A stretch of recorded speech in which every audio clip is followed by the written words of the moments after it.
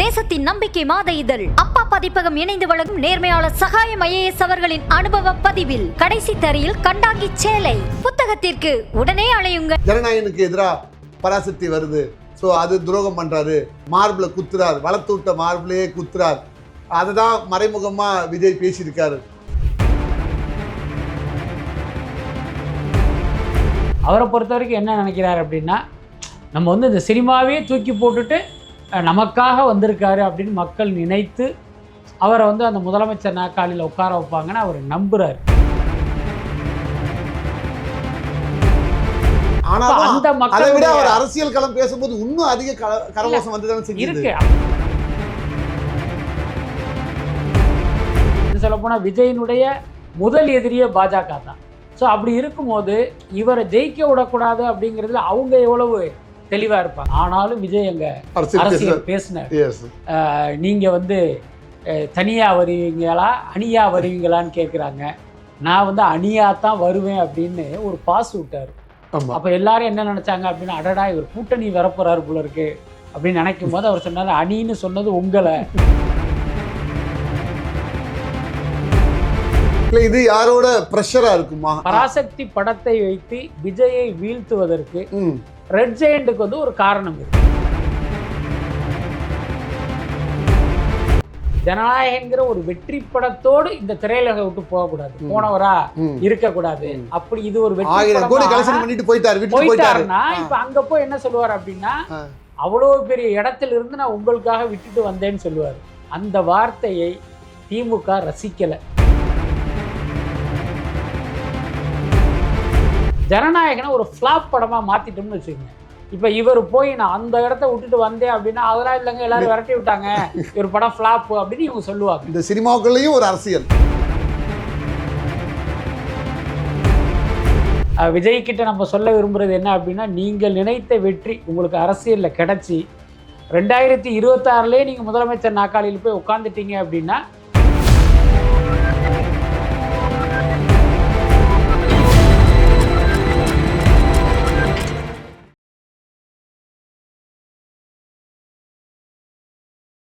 உலகத்தமிழ் அனைவருக்கும் வணக்கம். தேசத்தின் நம்பிக்கையும் நேர்காணல் நேரம். இன்று நாம் பத்திரிகையாளர் பிஸ்மி அண்ணன் கூட இருக்கோம், பேசுவோம். வணக்கம் அண்ணே. வணக்கம். எப்படி இருக்கீங்க? நல்லா இருக்கு. சமீபத்தில் ஜனநாயகத்தோட லான்ச், ஆடியோ லான்ச் மிக பிரம்மாண்டமாக நடந்தது மலேசியாவில். அண்ணன் கூட நேரடியாக போய் பார்த்து வந்தீங்க. கின்னஸ் ரெக்கார்டு பெற்ற மலேசியா புக் ஆஃப் ரெக்கார்ட் பெற்ற அந்த ஆடியோ லான்ச்சை பற்றி என்ன நினைக்கிறீங்க? அதாவது நம்ம ஒரு சினிமா பத்திரிகையாளராக கடந்த ஒரு 30-35 வருடமாக நிறைய ஆடியோ லான்ச்சை பார்த்துருக்கோம். இன்னும் சொல்லப்போனால் நம்ம கலந்துக்காத ஆடியோ லான்ச்சே இல்லைங்கிற அளவுக்கு அதுதான் நம்முடைய தொழில் வாழ்க்கையில் ஒரு முக்கிய அங்கம் தான். ஆனால் இதுவரை பார்க்காத ஒரு பிரம்மாண்டமான ஆடியோ நிகழ்ச்சி அப்படின்னா அது ஜனநாயகன் ஆடியோ லான்ச் தான். அங்கே நின்றுட்டு அப்படி சுற்றி 360 டிகிரியில் அப்படி தலையை திருப்பி பார்த்தோம்னா கண்ணு கட்டின தூரம் வரைக்கும் மக்கள் வெள்ளம் தான். அந்த மக்கள் வெள்ளம் அதெல்லாம் வந்து நம்ம வார்த்தையாக சொல்லுவோம் என்ன, ஆனால் அதை நேரில் வந்து நான் முதல் முறையாக பார்த்தது அங்கே தான். அந்த நிகழ்ச்சியில் டைரக்டர் நெல்சன் பேசும்போது ஒரு வார்த்தையை குறிப்பிட்டார். அர்ஜென்டினா ஃபுட்பால் ஆடும்போது இருக்கிற கூட்டம் மாதிரி இது இருக்குது அப்படின்னாரு. அது உண்மைதான். அது என்னென்னா, அர்ஜென்டினா வந்து கால்பந்து விளையாட்டில் வந்து ஒரு மிகச்சிறந்த அணி. அப்போ அர்ஜென்டினா ஆடுறாங்கனால ஒரு பெரும் கூட்டம் திரளும். கிட்டத்தட்ட அந்த மாதிரியான விஜய். ஆமாம். ஆனால் எனக்கு என்னென்னா, அந்த கூட்டத்தை பார்க்கும்போது எனக்கு தனிப்பட்ட முறையில் வந்து அப்படி சின்னதாக வந்து ஒரு வருத்தம் கூட ஏற்பட்டது. என்னென்னா, இத்தனை பெரிய கூட்டத்தை, அதுவும் ஒரு வெளிநாட்டில், நான் உள்ளூரில் இருந்தால் கூட கூட்டம் வரும், நிறைய கூட்டத்தை பார்த்துருக்கான். அதுவும் பார்த்திங்கன்னா எங்கெங்கேருந்தும் வந்திருக்காங்க. அது வெறுமனே மலேசிய தமிழர்கள் மட்டும் கிடையாது. நானே பல பேர்கிட்ட பேசினேன், எங்கிட்டையும் பல பேர் பேசினாங்க. ஒவ்வொருத்தவங்களையும் விசாரிக்கும் போது நான் கத்தார்லேருந்து வந்தேன், சிங்கப்பூர்லேருந்து வந்தேன், லண்டன்லேருந்து வந்தேன்லாம் சொல்கிறாங்க. ஸோ அந்தளவுக்கு உலகின் பல இடங்களிலிருந்து என்கிட்ட ஒருத்தர் சொன்னார், நான் யூஎஸ்லேருந்து வரேன், இதுக்காக நான் டிக்கெட் போட்டிருந்தேன், ஆமாம் ஃப்ளைட்டை மிஸ் பண்ணியிருக்க போகிறேன் அப்படின்னு. நீங்கள் சொல்கிறது ரொம்ப கரெக்ட். உலகத்தில் இருக்கிற அத்தனை தமிழர்களும் அந்த நிகழ்ச்சி வந்திருந்தாங்க. ஸோ அப்போ இப்பேற்பட்ட கூட்டத்தை ஒரு மனுஷன் சம்பாதிக்கிறதெல்லாம் சாதாரண விஷயம் கிடையாது. என்ன இன்னொன்று, சினிமாவில் வந்து எத்தனையோ நடிகர்கள் இருக்காங்க. எல்லா நடிகர்களாலும் இந்த மாதிரியான ஒரு கூட்டத்தை வந்து சேர்க்கறதுக்கான வாய்ப்புங்கிறது ரொம்ப குறைவு. ஸோ அப்படிப்பட்ட ஒரு கூட்டத்தை சேர்த்து வச்சிருக்கிற விஜய் அப்படி ஜஸ்ட் லைக் தட்டு அப்படின்ட்டு இதை உதறிட்டு போகிறது இருக்குல்ல, அது வந்து உண்மையிலேயே வந்து அதை ஏற்றுக்கவே முடியல. ஆனால் அது உறுதிப்படுத்தினாரே. அதை உறுதிப்படுத்தினாரு. நாசர் சார் பேசும்போது கண்டிப்பாக நீங்கள் சினிமாவில் இருக்கணும்னு சொன்னாங்க, நிறைய பேர் சினிமா இருக்கும், ஆனாலும் மக்களுக்கு ஒரு குழப்பம் ஏற்படுத்திடக்கூடாதுங்கிற ஒரு தெளிவாக இருந்தார். இவங்க எல்லாரும் கூப்பிட்றாங்க, திருப்பி நம்ம இது அடுத்த கட்ட அரசியல் தோல்வினா இவங்க வந்துருவாங்களோ அப்படிங்கிற ஒரு எண்ணம் அவங்க பேசும்போது என்ன மாதிரி ஆளுக்கெல்லாம் கேட்கும்போது அங்கே இருந்தது. ஆனால் தெளிவாக ஒரு பேச்சில் இதுதான் என்னுடைய கடைசி படம் அப்படிங்கிறத உறுதி செய்ததை எப்படி பார்க்குறீங்க? இல்லை, அவருடைய முடிவில் வந்து அவர் ரொம்ப உறுதியாக இருக்கார். திரையுலகில் வந்து நிறைய கிசுகிசுக்கெல்லாம் கூட வருது, இல்லைங்க அவர் அடுத்த படம் நடிப்பார், 2027 ஷூட்டிங்கு 2028 ரிலீஸ் ஆக போகுதுங்கிற தகவல்கள்லாம் நமக்கே வருது. நம்மக்கிட்ட உறுதிப்படுத்திக்கிற மாதிரியெல்லாம் வந்து கேட்குறாங்க. அதெல்லாம் ஒரு பக்கம் இருந்தாலும் விஜயை பொறுத்தவரை இதுதான் கடைசி படம் அப்படிங்கிற ஒரு முடிவை அவர் எடுத்துட்டார். அவரை பொறுத்த வரைக்கும் என்ன நினைக்கிறார் அப்படின்னா, நம்ம வந்து இந்த சினிமாவே தூக்கி போட்டுட்டு நமக்காக வந்திருக்காரு அப்படின்னு மக்கள் நினைத்து அவரை வந்து அந்த முதலமைச்சர் நாற்காலியில் உட்கார வைப்பாங்கன்னு அவர் நம்புகிறார். இன்னொன்று, மக்களுக்கு பார்த்திங்கன்னா ஒரு நம்பிக்கையை கொடுக்கணும், நான் உங்களுக்கு சேவை பண்ணுறதுக்காக வந்திருக்கேன் அப்படின்னு சொல்லணும். அப்படின்னா அந்த சினிமா என்கிற பகட்டு வாழ்க்கையிலிருந்து விலகி நீங்கள் வந்து தரையில் நடக்கணும். அப்போ தான் மக்களுக்கு வந்து இவர் நம்ம ஆள், நமக்கு எதுவும் பிரச்சனைனா இவர் வருவாருங்கிற ஒரு நம்பிக்கை வரும். அந்த நம்பிக்கையை மக்கள்கிட்ட ஏற்படுத்தணுங்கிறது தான் விஜயனுடைய நோக்கம். அந்த அடிப்படையில் தான் இந்த அறிவிப்பே அவர் விட்டது. பட் ஆனால் தனிப்பட்ட முறையில் நான் சொல்கிறது என்ன அப்படின்னா, இன்றைக்கு விஜய்க்கு கிடைத்த இடம்ங்கிறது மற்றவர்களுக்கெல்லாம் சாத்தியம் இல்லாத ஒரு இடம். அதை வந்து நீங்கள் இந்த அரசியலுக்காக உதறிட்டு போகிறதுங்கிறது ஒரு நல்ல முடிவு இல்லை அப்படின்னு தான் நான் நினைக்கிறேன். இன்னொன்று, உங்களுக்கு தெரியும், கமல்ஹாசன் மக்கள் நீதி மையம் ஆரம்பிக்கும் போது ஒன்று சொன்னார், இந்தியன் 2 தான் என்னுடைய கடைசி படம், இனி என்னுடைய எஞ்சிய காலங்கள் எல்லாமே உங்களுக்காகத்தான் அப்படின்னு சொன்னார்.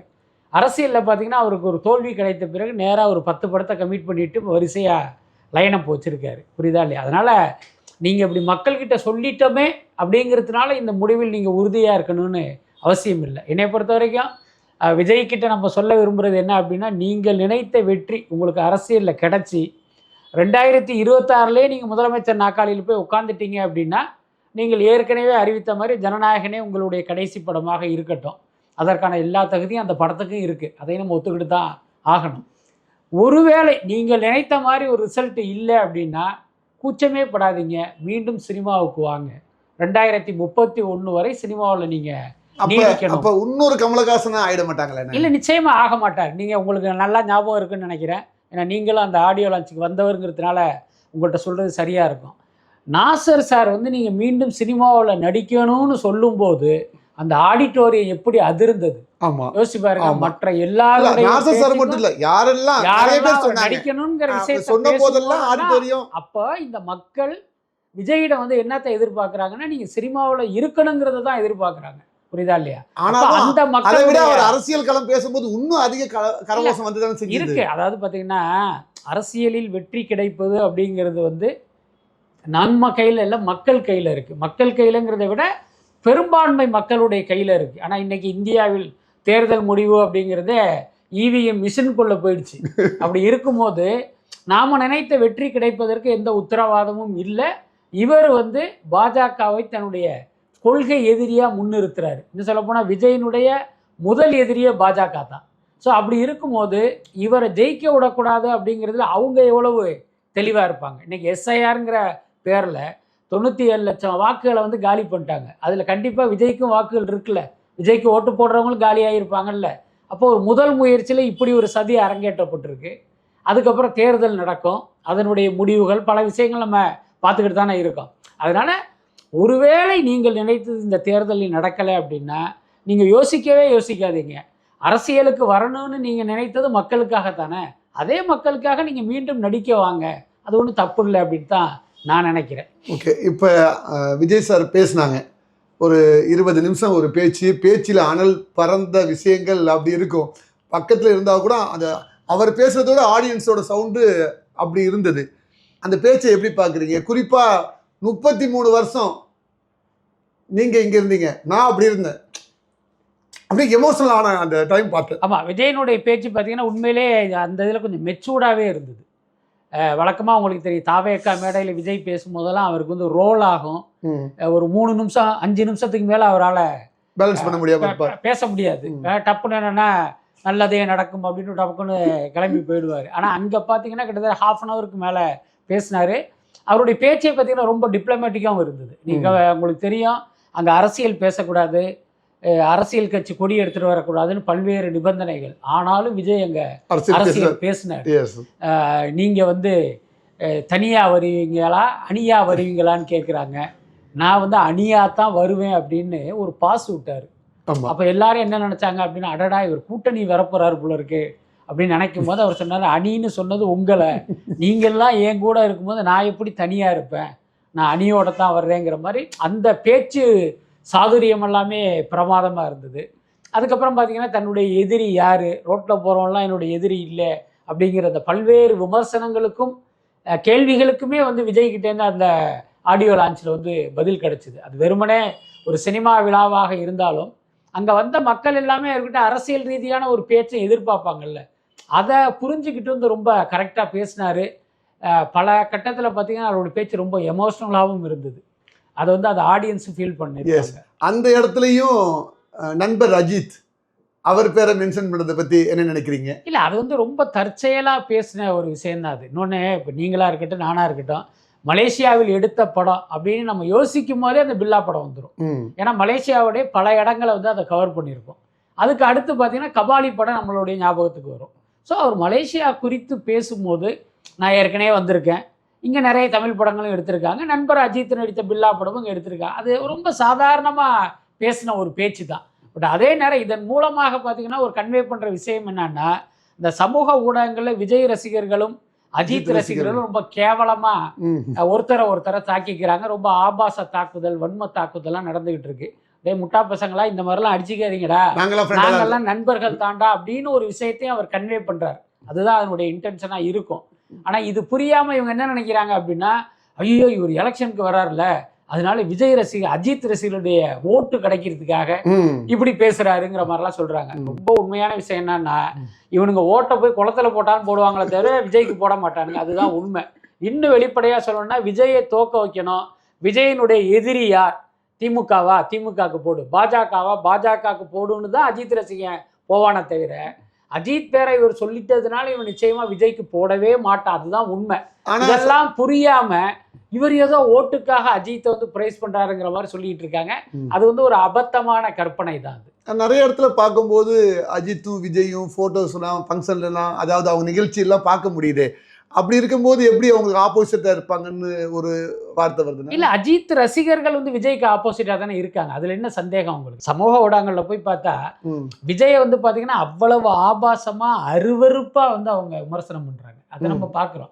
அப்ப அந்த வன்மம் இருப்பதனால சில இடத்துல பார்க்கும்போது அஜித் விஜயோட போட்டோஸ் ரொம்ப ரேர். அது அதாவது பாத்தீங்கன்னா ஒருத்தன் ஒரு பக்குவப்பட்ட ஒருத்தன் பாத்தீங்கன்னா, இல்லப்பா இவங்களுக்குள்ள நல்ல நட்பு இருக்கு, இன்னொன்னு சினிமாவில இருந்து இவர் அரசியலுக்கு வராரு, இவர்கிட்ட நல்ல குவாலிட்டி இருக்கு, இவரை நம்ம ஆதரிப்போங்கிற அந்த மனநிலை வந்து ரொம்ப வெகு சிலருக்கு தான் இருக்கு. அஜித் சினிமாவுக்கு இருக்கு, அரசியல் ஆசை இல்லை, அந்த விருப்புணர்ச்சியா கூட இருக்கலாமா? தலைவன் அரசியலுக்கு வரணும்னு ஆசைப்படுறாங்க இல்லையா?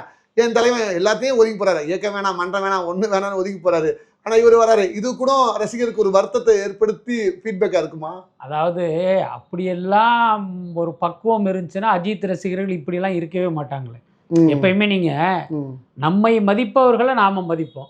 நம்மளை ஒருத்தர் உதாசீனப்படுத்துறாரு அப்படின்னா நம்ம உதாசீனப்படுத்திடுவோம். என்னை மதிக்கலையா போயான்ட்டு போயிடுவோம். இதுதான் நம்ம வாழ்க்கையில நம்ம கடைபிடிக்கிற விஷயம். ஸோ அந்த பக்குவமும் புரிதலும் அறிவும் அந்த அஜித் ரசிகர்களுக்கு இருந்தால், இவர் தான் நம்மளை மதிக்கவே இல்லையே, நம்ம ஏன்டா இவருக்கு கொடி பிடிக்கணும்னு வேற வேலையை பார்க்க போயிடுவானுங்களே. ஆனால் அப்படி இல்லாமல் இப்போவும் அஜித் தலைன்னு ஏன் உயிரை விடுறான்? அவனுக்கு அந்த அளவுக்கு பக்குவம் இல்லை, புரிதல் இல்லை. புரிதா இல்லையா? அதனால அஜித் வந்து இவர்களை எட்டி உதைத்தாலும் இவங்க அவர் காலை பிடிச்சிக்கிட்டு தலைன்னு தான் கதறுவாங்க. அதனால அது ஒரு காரணமாக இருக்காதுன்னு தான் நினைக்கிறேன். ஓகே, துரோகத்தை பற்றி அவர் பேசினார், அது சிவகார்த்திகேயனை பற்றி தான் பேசுகிறார் அப்படின்னு நிறைய சமூக வலைதளங்களில் பார்த்துருப்பீங்க. ஜனநாயகனுக்கு எதிராக பராசக்தி வருது, ஸோ அது துரோகம் பண்ணுறாரு, மார்பில் குத்துறார், வளர்த்துவிட்ட மார்பிளையே குத்துறார், அதை தான் மறைமுகமாக விஜய் பேசியிருக்காரு. எப்படி பார்க்குறீங்க? அதாவது சிவகார்த்திகேயனை பொறுத்த வரைக்கும் இந்த விஷயத்தில் அவர் விஜய்க்கு வந்து துரோகம் செய்து விட்டாருங்கிறது உண்மைதான், அதில் மாற்றம் இல்லை. அதே நேரம் விஜயினுடைய பேச்சில் வந்து சிவகார்த்திகேயனை நினச்சி பேசினாரு, சிவகார்த்திகேயனுக்கு பதிலடி கொடுத்தாரு, சிவகார்த்திகேயனை மனசில் வச்சு தான் இப்படியெல்லாம் பேசினார் அப்படிங்கிறது நம்முடைய கற்பனை தான். விஜய் வந்து நிச்சயமாக சிவகார்த்திகேயனை தன்னுடைய எதிரியாகலாம் நினைக்கிற ஆள் கிடையாது, நினைக்கவும் மாட்டார். ரொம்ப வெளிப்படையாக சொன்னோம்னா விஜய்க்கு எதிரியாகிற அளவெல்லாம் இன்னும் இவர் வளரலை, அதுதான் உண்மை.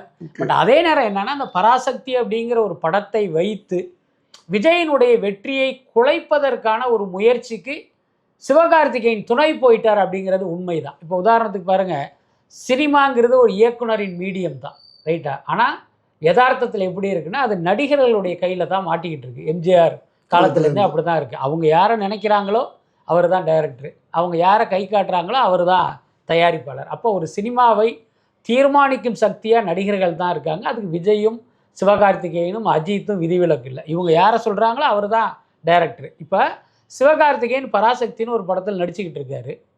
அந்த படத்தை தயாரிக்கிற தயாரிப்பாளர் ஒரு புதுமுக தயாரிப்பாளர். அவர் வந்து ஜனநாயகன் படத்தோடு நான் பராசக்தியை ரிலீஸ் பண்ண போகிறேன்னு சொன்னால் ஒரு ஹீரோவா சிவகார்த்திகேயன் அதை எப்படி அனுமதிச்சாருங்கிறது தான் நம்ம கேள்வி. என்ன விசுவாசம் இருந்திருக்கணும் இல்லையா?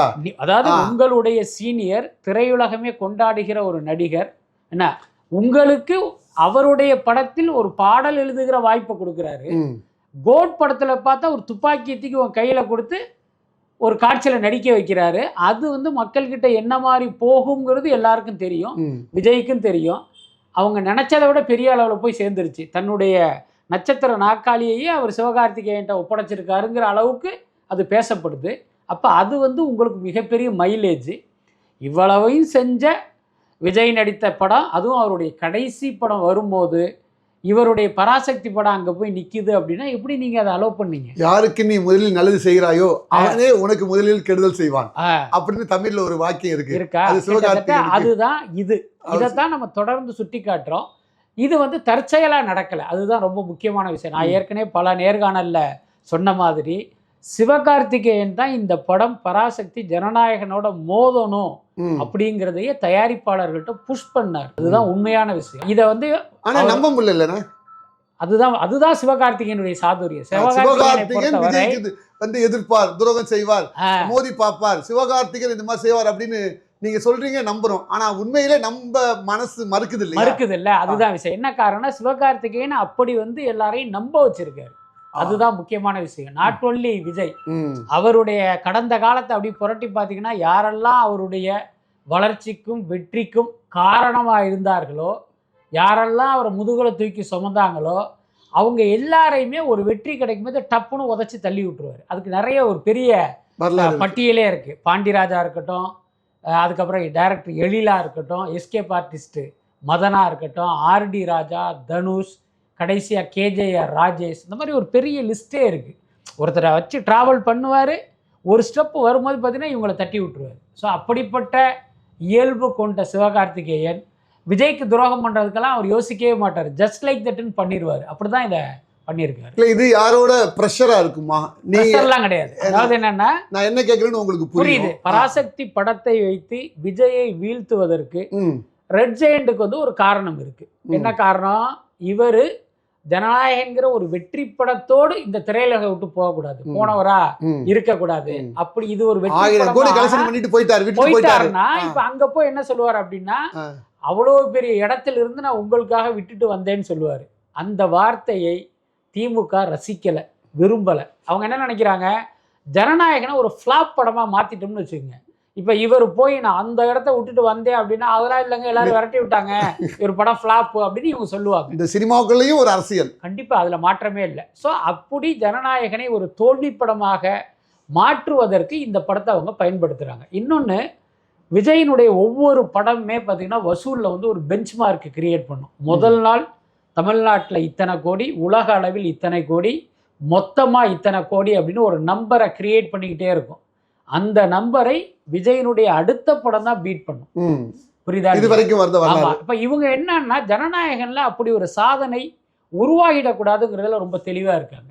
அதனாலதான் இவங்க என்ன பண்ணாங்க, 14ஆம் தேதி வச்சிருந்த படத்தை ஈரோடு ஸ்பீச்சுக்கு அப்புறம் பார்த்தீங்கன்னா அதை 10ஆம் தேதிக்கு வந்து ப்ரீபோன் பண்றாங்க. அப்போ 9ஆம் தேதி மட்டும்தான் ஜனநாயகன் படம் ஒரு தியேட்டரில் 4 காட்சி ஓடும். அடுத்த நாள்லேருந்து அந்த 2 காட்சியும் உருவிடுவாங்க, பராசக்தி படத்துக்கு கொடு அப்படின்ட்டு. அப்படி உருவிட்டாங்கன்னா என்ன ஆகும் அப்படின்னா, ஒரு வாரத்தில் இந்த படம் என்ன கலெக்ட் பண்ணுமோ அதை இப்போ ஜனநாயகன் எடுப்பதற்கு 2 வாரம் தேவைப்படும். புரியுதா இல்லையா? அப்போ நீங்கள் ஏற்கனவே வந்து காலரை தூக்கி விட்டீங்கல்ல, 1 நாளில் இத்தனை கோடி, 2 நாளில் இத்தனை கோடின்னு ஒரு பெஞ்ச்மார்க்கு கிரியேட் பண்ணீங்கல்ல, அதை வந்து இந்த படத்தில் நீங்கள் பண்ண முடியாது. ஸோ அதுக்கு அந்த காரணத்தினால தான் அவங்க வந்து இந்த படத்தை பயன்படுத்திக்கிட்டாங்க. ரெண்டாவது அது ஒரு லீவ் சீசன் வேற, உங்களுக்கு மக்களுக்கு தேட்டருக்கு போவாங்க, எந்த சரி இது இல்லையா இதை படலான்னு சொல்லி அப்படியே இது ஒரு பராசக்தி கூட்டம் வரதுக்கான காட்டுறதுக்கான ஒரு வாய்ப்புகளும் இதில் அடங்கியிருக்கு இல்லையா? இல்லை, அதே நேரம் வந்து ஒரு யதார்த்தத்தையும் ஒரு உண்மையும் நம்ம புரிஞ்சுக்கணும். ஜனநாயகன் வந்து ஒரு மசாலா படம், அவ்வளவுதான். ஆனால் பராசக்திங்கிறது ஒரு வரலாற்று ஆவணம். நீங்க படமா பாத்தீங்கன்னா பராசக்தி வந்து ஒரு சிறந்த படமா இருக்கும், அதுல மாற்றமே இல்லை.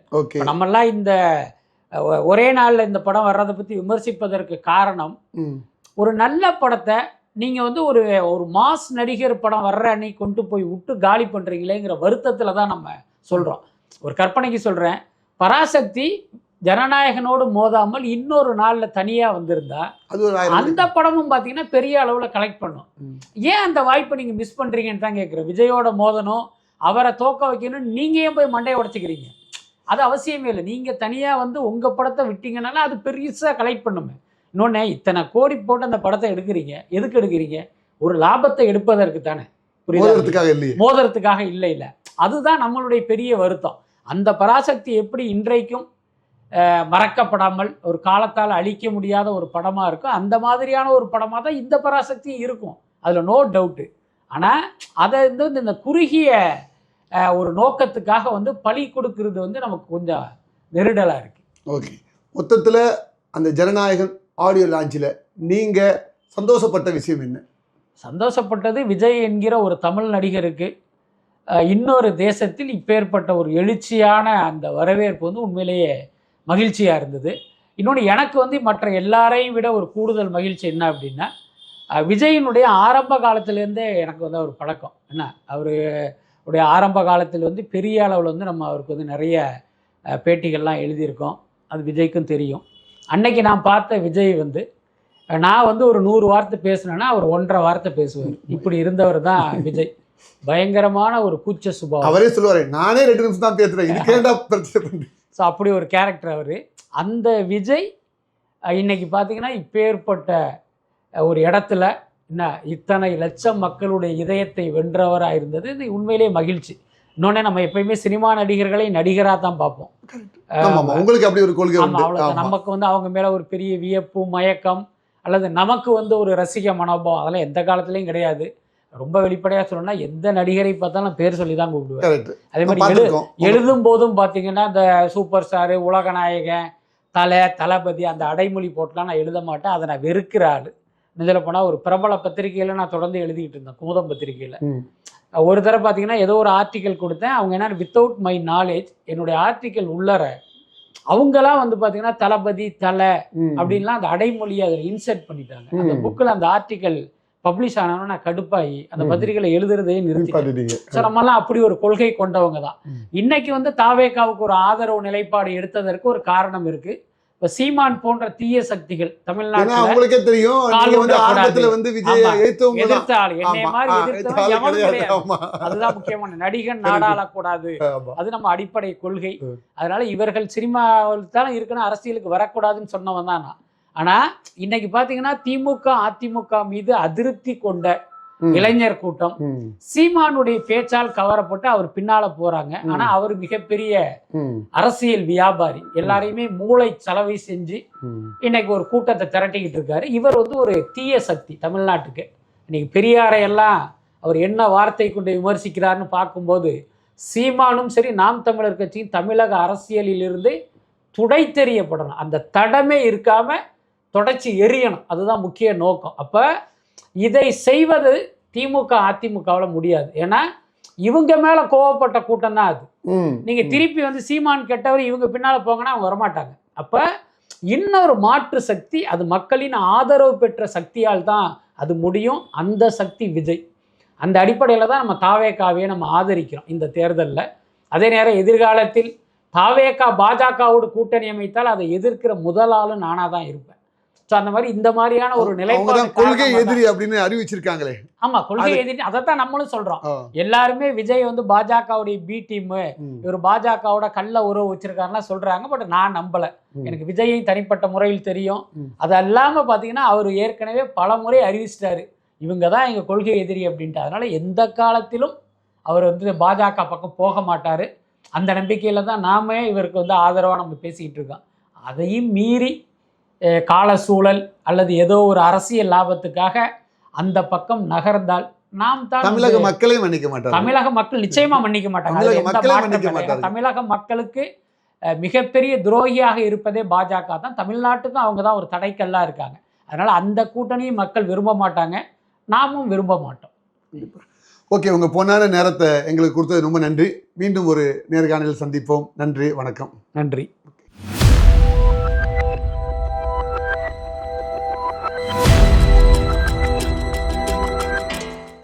தேசத்தின் நம்பிக்கை மாத இதழ் அப்பா பதிப்பகம் இணைந்து வழங்கும் நேர்மையாளர் சகாயம் IAS அவர்களின் அனுபவ பதிவில் கடைசி தரையில் கண்டாங்கி சேலை புத்தகத்திற்கு உடனே அழையுங்கள்.